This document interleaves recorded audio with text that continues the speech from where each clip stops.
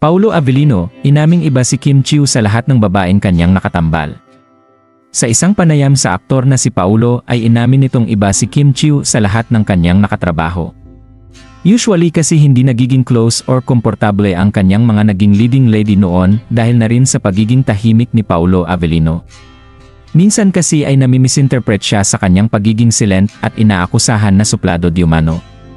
Kaya naman, nang si Kim Chiu ang kanyang naging leading lady ay nagbago lahat ng iyon. Para daw umikot ang mundo at ang dating sobrang tahimik na Paulo Avellino ay nakikipagsabayan na sa kulitan kay Kim Chiu.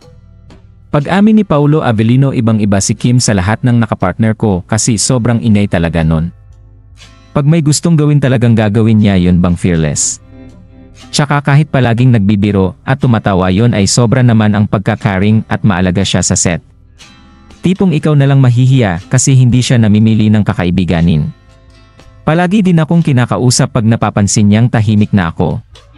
Parang charger ko yan si Kim kasi nauubusan ako ng energy pero siya tuloy-tuloy lang. Ito ang masayang pahayag ni Paulo Avellino sabay tawa ng malakas. Ito din naman ang napansin ng netizens lalong-lalo na yung mga solid fans ng aktor. Noon kasi kilala nila si Paulo na hindi nadadala ang trabaho sa personal na takbo ng buhay at mahirap makapasok sa mundo nito.